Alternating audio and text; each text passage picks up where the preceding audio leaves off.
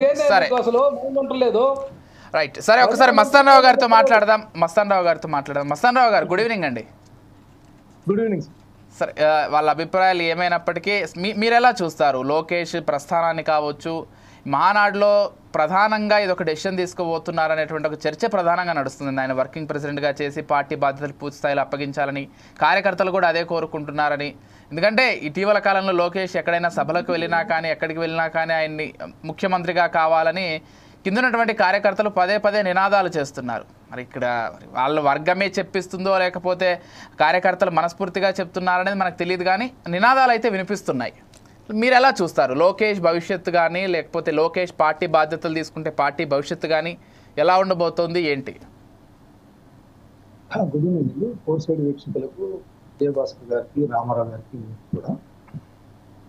ఇప్పుడు మహానాడు అనేది తెలుగుదేశం పార్టీ అంతర్గత వ్యవహారం అని ఇందాక రామారావు గారు చెప్పారు.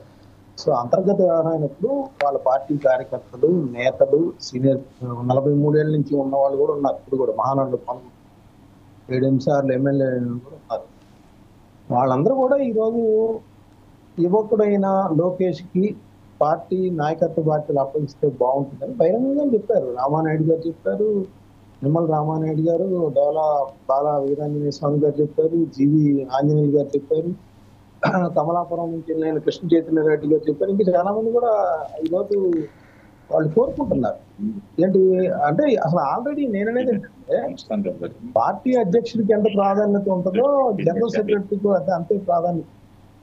ఆల్రెడీ లోకేష్ గారు జాతీయ ప్రధాన కార్యదర్శిగా ఉన్నారు. జాతీయ ప్రధాన కార్యదర్శిగా ఉండి ఆయన ఇటీవల కాలంలో రీసెంట్ డెవలప్మెంట్ చూస్తే గత కొంతకాలంగా ఆయన పార్టీ వ్యవహారాలు నడుపుతున్నారు. అదంతా పక్కన పెడితే ఇప్పుడు రీసెంట్ గా ఆయన కోటి సభ్యత్వాలు 1 పైగా చేశారు. తెలంగాణలో కూడా అంతర్ధానం అయిపోయింది అనుకున్న తెలుగుదేశం పార్టీ మళ్ళీ పునరుద్ధరించడానికి లక్షలాది మంది కార్యకర్తలు సభ్యత్వం తీసుకున్నారు.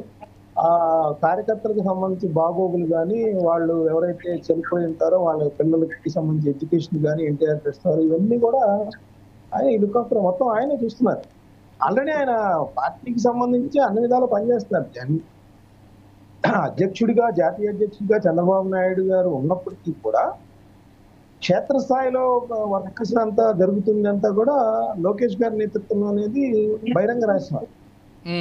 ఆల్రెడీ వాళ్ళ పార్టీకి సంబంధించి స్టేట్ కి సంబంధించి పల్లా శ్రీనివాసరావు గారికి ఇచ్చారు. అది ఒక కొత్త సాంప్రదాయం బీసీలకి ఇవ్వటం మొన్నదాకా అచ్చెన్నాయుడు గారు ఈయన చేస్తా ఉన్నారు. నేననేది ఏంటంటే తెలుగుదేశం పార్టీ 1982 మార్చిలో 29వ తారీఖు స్థాపించిన తర్వాత 9 నెలల్లో అధికారంలోకి వచ్చింది. ఆ తర్వాత అనేక సంక్షోభాలు 1984లో ఒక సంక్షోభం ఎదుర్కొంది, 1995లో ఒక సంక్షోభం ఎదుర్కొంది. ఆ తర్వాత చూస్తే 2019లో పెద్ద పెను సంక్షోభం అది ఒక రకంగా. ఎందుకంటే అంతకుముందు ఎంతో కొంత ప్రభావం చూపేది రాష్ట్ర రాజకీయాల్లో. 23 స్థానాలకు వెళ్ళిపోయి పార్టీ ఏమైపోయింది, చంద్రబాబు నాయుడు గారు కూడా మహానాడు చేశారు. పార్టీ పని అయిపోయిందని చాలా మంది అనుకున్నారు. కానీ చంద్రయ్య లాంటి వాళ్ళు ఉండి మన గ్రామాన ఏ విధంగా తెలుగుదేశం పార్టీని బతికించుకున్నారనేది చూసాము. ఆయన స్ఫూర్తి అని కూడా చెప్పారు. అంటే తెలుగుదేశం పార్టీ బలం ఏంటంటే ఫస్ట్ నుంచి కూడా గ్రామ ప్రాంతాల్లో వేళ్ళుకొని ఉంది. అంటే కాంగ్రెస్ పార్టీ 1982 వరకు రాష్ట్రాన్ని పరిపాలించినప్పుడు అవిచ్ఛిన్నంగా పరిపాలించినప్పుడు వాళ్ళ పరిపాలన పట్ల ప్రజలందరూ ఏవగుతూ ఉన్న పరిస్థితుల్లో ఈయన స్థాపించడం, ఆ రాజకీయ శూన్యత ఏదైతే ఉందో వాళ్ళందరూ కూడా ఆ ప్రభుత్వం మీద ఆగ్రహం వ్యక్తం చేస్తూ ఈయన్ని అధికారంలోకి 9 నెలల కాలంలోనే, పార్టీ స్థాపించిన 9 నెలల కాలంలోనే ముఖ్యమంత్రిని అధిష్ఠించారు ఆయన. సో ఇవన్నీ కూడా తెలుగుదేశం పార్టీ యొక్క నడవడిక 43 ఏళ్లలో ప్రజల అభిమానాలు చూరగొనటం ఎప్పటికప్పుడు. ఒకవేళ ఆయన 89లో ఒకసారి ఓడిపోయింది, అదేవిధంగా 2004లో, 2009లో ఓడిపోయింది, 2019లో కూడా ఓడిపోయిన పరిస్థితి. సో ఇవన్నీ కూడా చూసుకొని కూడా తిరిగి ఇప్పుడు 175 విభజన ఆంధ్రప్రదేశ్ లో కూడా ఇక్కడ 170 ఇందాక చెప్పారు 93 స్ట్రైక్ రేట్. అఫ్ కోర్స్ వాళ్ళు పొత్తులతో కూడా వచ్చి ఉండొచ్చు. ఈరోజు జాతీయ పార్టీలుగా ఉన్న కాంగ్రెస్ కావచ్చు, మన్మోహన్ సింగ్ సర్కార్ కావచ్చు, నరేంద్ర మోడీ గారి సర్కార్ పొత్తులతోనే నడుస్తున్నాయి, అన్ని కూడా పొత్తులతోనే. పక్కన తమిళనాడులో కూడా పొత్తులతోనే నడుస్తాం, ఇదేం కాదు. సో తెలుగుదేశం పార్టీ తిరిగి మళ్ళీ మన ఆంధ్రప్రదేశ్ రాజకీయాల్లో తనదైన ముద్ర వేసింది, అది వెళ్తా ఉంది. ఇవాళ చూస్తే ఏంటంటే ఇప్పుడు ఈ ప్రభుత్వం ఏర్పడినప్పటి నుంచి కూడా తెలుగుదేశం పార్టీ ఈ విజయం వెనుకాల ప్రత్యేక పరిస్థితులు ఉన్నాయి. ఏంటి, యువగళం పాదయాత్ర పేరుతో లోకేష్ గారు గతంలో ఆయన్ని పప్పు అని బ్రాండ్ కట్టి ఆయన మాటల్ని చాలా కామెడీగా ట్రోల్ చేసి అసలు ఆయన రెడ్ బుక్ రాసుకుంటే ఎక్కడ మడిచిపెట్టుకోండి, ఈ విధమైన ఒక ప్రత్యర్థి పార్టీకి సంబంధించిన నాయకులందరూ కూడా ఒక తూలనాడుతూ పెంచుపడుతూ చేసిన పరిస్థితిలో నుంచి ఈ రోజు, ఎందుకంటే మీరు చెప్పారు ఇందాక ఎమ్మెల్సీగా దొడ్డిదారిన మంత్రి పదవి ఇచ్చారనేది కూడా ఆయన ఎదుర్కొన్నారు. అది కూడా ఒక కారణం, ఆయనకు సంబంధించి గెలవలేకపోవడం, తిరిగి ఆయన దొడ్డిదారిని రావడం కూడా ఒక కారణం. కానీ ఈ రోజు ఆయన 90,000కు పైగా మెజార్టీతో ఆయన మంగళగిరిలో ఆయన ప్రూవ్ చేసుకున్నారు. ఇంకా ప్రజాస్వామ్యంలో ఒక మనిషి మీద కేసులు ఉన్నా కూడా, మనం బీహార్ దగ్గర నుంచి చూస్తున్నాం, ఇక్కడ చూస్తున్నాం, ఎలా ఉన్నా ప్రజల తీర్పే అంతిమ తీర్పుగా చలామణి అవుతున్న పరిస్థితి. వాళ్ళ మీద నేరాలు ఉండొచ్చు, లేకపోతే వైట్ కాలర్ అఫెన్సెస్ ఉండొచ్చు, బ్యాంక్ కానీ ఈ రోజు మనం అనుకుంటుంది ఏంటి, మనం రాజకీయాల్లో ప్రజల అభిమానం చూడగలగలిగితే వాళ్ళు మంత్రులుగా, ఎమ్మెల్యేలుగా, లేకపోతే ముఖ్యమంత్రులుగా ఉండొచ్చు అనేది అది అనివార్యంగా మనం అందరం అంగీకరించాల్సిన వాస్తవం. అది సంస్కరణలు ఎలా ఉన్నప్పటికీ కూడా. సో ఇప్పుడు ఈ విషయానికి వస్తే ఆల్రెడీ ఆయన పనిచేస్తా ఉన్నారు. ఈ చంద్రబాబు నాయుడు గారి మంత్రివర్గం కూడా లోకేష్ గారి భవిష్యత్తు నిర్ణయించే విధంగా యువకులైన, ఎందుకంటే గోరంట్ల బుచ్చి చౌదరి గారు లాంటి వాళ్ళు కానీ, ఇటీవల పార్టీలో హామీ ఇచ్చి తీసుకున్న కన్నా లక్ష్మీనారాయణ లాంటి వాళ్ళు కానీ, యనమల రామకృష్ణ లాంటి వాళ్ళు కానీ, ఎందుకంటే ఆయన 95లో సంక్షోభంలో చంద్రబాబు నాయుడు గారికి ఆయన చేసిన సహాయం ఇవన్నీ ఉన్నాయి. కానీ లోకేష్ గారి భవిష్యత్తుని దృష్టిలో పెట్టుకునే ఈ మంత్రివర్గ నిర్మాణం కూడా జరిగిందని దాంట్లో ఎటువంటి ఇది లేదు, బహిరంగ రహస్యం. సో ఇప్పుడు కూడా ఖచ్చితంగా ఆయనకి, మీరు గతంలో మనం 10 రోజుల క్రితం పెట్టుకున్నప్పుడు కూడా మనం చెప్పాం ఆ రోజు, ఖచ్చితంగా ఆయనకి వర్కింగ్ ప్రెసిడెంట్ ఇవ్వబోతా ఉన్నారు, దానికి సంబంధించిన అడుగులు పడతా ఉన్నారు. ఈ రోజు అదే జరుగుతా ఉంది. ఈరోజు ఎలక్షన్ కమిషన్ నిబంధనల మేరకు తెలుగుదేశం పార్టీ ఎన్నికల సంఘం ఒకటి నియమించుకున్నారు. దానికి వర్లరామయ్య గారు చైర్మన్ గా ఉన్నారు. జాతీయ అధ్యక్షుడిగా ఇవాళ సాయంత్రం 5 గంటల వరకు కూడా నామినేషన్ స్వీకరిస్తారు. నాకు తెలిసి ఇంకా ఎవరు ప్రకటించలేదు, బట్ చంద్రబాబు నాయుడు గారు ఒక్కలే వేసి ఉండొచ్చు జాతీయ అధ్యక్షుడు. వర్కింగ్ ప్రెసిడెంట్ కి సంబంధించి ఆయన నియమిస్తారు. వర్కింగ్ ప్రెసిడెంట్ నియమించేది జాతీయ అధ్యక్షుడిగా ఎవరైతే ఎన్నికవుతారో ఆయన నియమిస్తారు. సో అది జరుగుతుంది. నాకు తెలిసి రేపు ఎల్లుండిలో అది ఖచ్చితంగా ఏదైతే కార్యకర్తలు నేతలు కోరుకుంటా ఉన్నారో అది జరిగిద్ది. ఇంకోటి కూడా ఏంటంటే, ఈ రోజు మహానాడులో స్పీచ్, అంటే లోకేష్ గారి స్పీచ్ చూస్తే గతంలో ఆయన ఎన్నికల స్పీచ్ కి కొంత పరిమితి కనిపిస్తాం.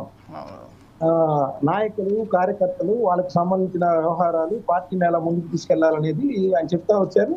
పైగా ఆయన 6 శాసనాలు అన్నారు. శ్రీశక్తి, యువగళం, కార్యకర్త అధినేత, తెలుగు జాతి విశ్వవిఖ్యాతి, అన్నదాతకు అండగా, పేదల సేవల్లో సోషల్ రీఇంజనీరింగ్. ఈ సూపర్ 6 వేరు, ఈ 6 శాసనాలు వేరు. దీని దిశగా తీసుకువెళ్తాం పార్టీని. ఖచ్చితంగా రాబోయే కాలంలో మరింత బలోపేతం చేసుకుంటాము, ఎన్టీ రామారావు గారి ఆశయాలను కొనసాగిస్తామని చెప్పారు. మస్తాన్ రావు గారు ఇంకొక విషయాన్ని కూడా ప్రధానంగా ప్రస్తావించాలి లోకేష్ గారి విషయంలో.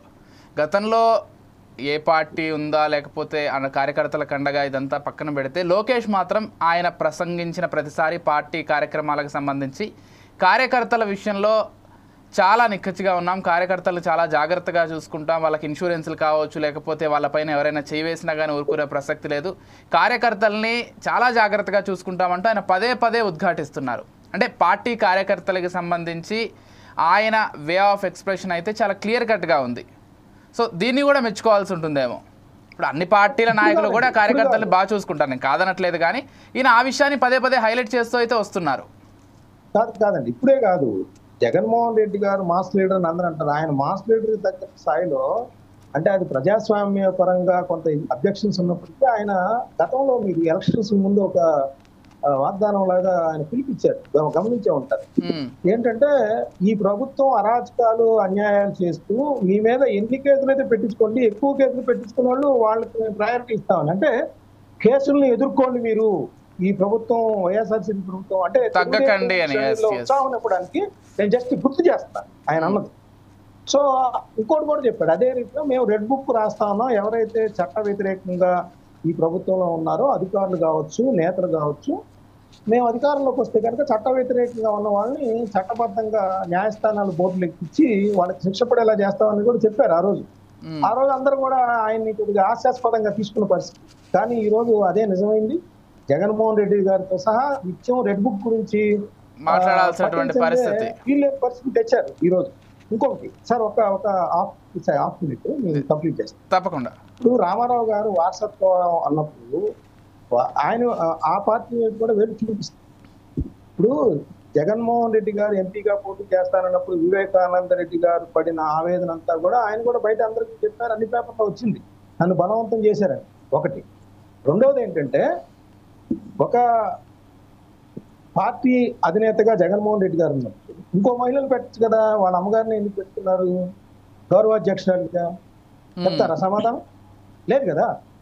సో ప్రాంతీయ పార్టీలు అనేది కుటుంబ పరంగా ఉంటాయి అనేది మనం వాస్తవం అంగీకరించాలి. అది వైఎస్ఆర్సీపీ కావచ్చు, తెలుగుదేశం కావచ్చు, డిఎంకే కావచ్చు, టిఆర్ఎస్ కావచ్చు, బీఆర్ఎస్ గా మారిన వీళ్ళందరూ కూడా కావచ్చు. మనం వారసత్వ రాజకీయాలు అనేది ఉంటాయి. అది దానిలో ఉండకుండా ఎందుకున్నాండి చేశారు. మనం వాళ్ళ ఎంపీ అయితే పర్లేదా, ఏం మంత్రి అయితే కాదా, వీళ్ళకి మంత్రి అయితే కరెక్ట్ అనుకుంటున్నారేమో. ప్రజలు అంగీకరిస్తున్నారనేది పాయింట్. రెండోది ఏంటంటే మీరు మాట్లాడండి నెక్స్ట్ మీరే సార్ అబ్బా కొడుకులు ఉంటాం ఎందుకు మీకు అర్థం అంటే రామారావు గారు ఇప్పుడు మన ప్రజాస్వామ్యం గాని రాజ్యాంగం గాని ఇలా ఉండకూడదని అయితే చెప్పట్లేదు కదా. ఇంకేముంది ఇవాళ వాళ్ళు అదే మాట్లాడతారు, ఇప్పుడు టీడీపీ వాళ్ళు అదే అడుగుతారు కదా. సార్ ఒక విషయం సార్, మస్తానరావు గారు చెప్పండి.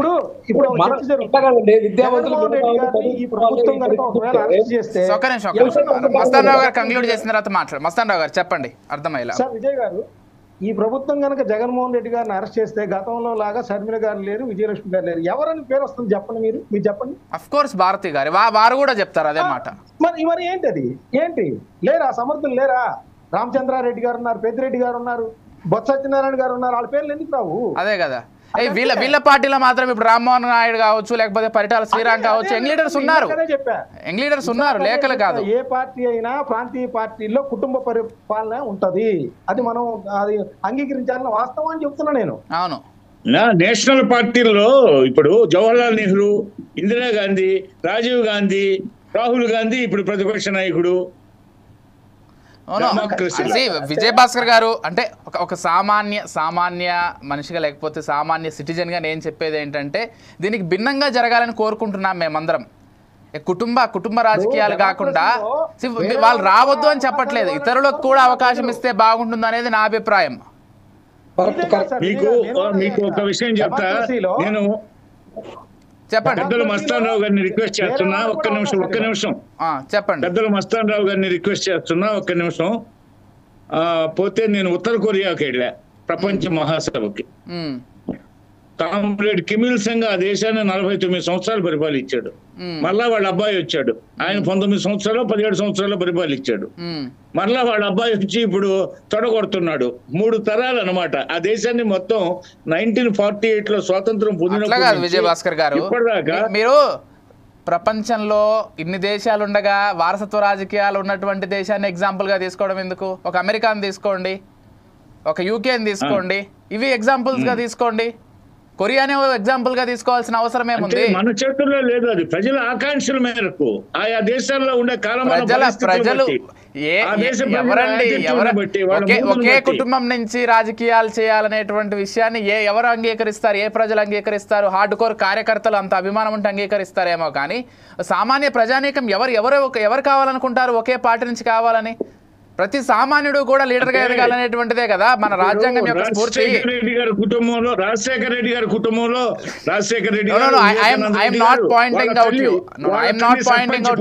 సర్పంచ్ గా చేశారు.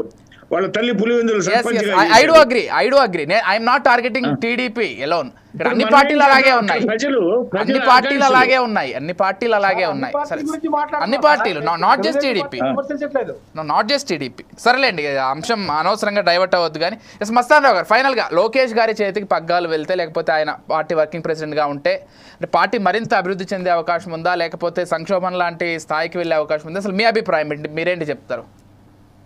సార్ ఇప్పుడు ఆల్రెడీ ఆయన నాయకత్వానికి సంబంధించి రంగం సిద్ధం చేశారు. దానికి సంబంధించి క్షేత్రస్థాయిలో ఆ మంత్రులను కూడా యంగ్స్టర్స్ నియమించారు. జిల్లా అధ్యక్షులుగా కూడా రేపు పొద్దున ఈ మహానాడు అయిపోయిన తర్వాత లోకేష్ ఎవరైతే ఇష్టలుగా ఉంటారో వాళ్ళే ఖచ్చితంగా వాళ్ళ టీం, యంగ్ టీం అనేది రెడీ అయిపోతుంది. ఎటువంటి ఇది లేదు. ఇప్పుడు పరిపాలనా వ్యవహారాలు చూడండి, మీరు ఏ మంత్రి వ్యవహారం వచ్చినా కూడా ఆయన దానిలో ఇంటర్ఫీర్ అవుతా ఉన్నారు. కేంద్ర స్థాయిలో వెళ్ళి ప్రధానమంత్రి గారిని, అమిత్ షా గారిని కలిసే విషయంలో కూడా చంద్రబాబు నాయుడు గారి తర్వాత ఆయనే కనిపిస్తా ఉన్నారు తెలుగుదేశం పార్టీకి. అది రంగం సిద్ధం అయిపోయింది. నేను విన్నది ఏంటంటే, మొన్నటి మంత్రివర్గంలో కూడా లోకేష్ గారి ప్రమేయం చాలా బలంగా ఉంది. వారి అభిప్రాయాల్ని చాలా గట్టిగా పరిగణలోకి తీసుకొని ఆ మంత్రివర్గం ఏర్పడింది అనేది నేను వ్యక్తిగతంగా విన్నాను. ఖచ్చితంగా అండి, జరిగింది జరుగుతుంది. అయితే ఆయన నాయకత్వంలో ఎప్పుడైనా ఒంటరిగా, అంటే చంద్రబాబు నాయుడు గారి కాలం ఆ నీడను ఉండాల్సింది తప్పితే చంద్రబాబు నాయుడు గారిని అధిగమించి పెట్టి ఈయన ముఖ్యమంత్రిగా, జాతీయ అధ్యక్షుడిగా ఉండే పరిస్థితి ఉండదు. మహా అయితే నెక్స్ట్ టర్మ్ లోకి వచ్చేసరికి పార్టీ అధ్యక్షుడిగా, వర్కింగ్ ప్రెసిడెంట్ కాకుండా మెయిన్ అధ్యక్షుడిగా కూడా నియమించే అవకాశాలు ఉంటాయి. కానీ చంద్రబాబు నాయుడు గారు ఉన్నంత కాలం అధికారంలో ఉంటే కనుక ఆయనే ముఖ్యమంత్రిగా ఉంటారనేది మనం అంగీకరించాల్సిన వాస్తవం. అంతే ప్రజలు కూడా యాక్సెప్ట్ చేయరు ఆ విషయాన్ని.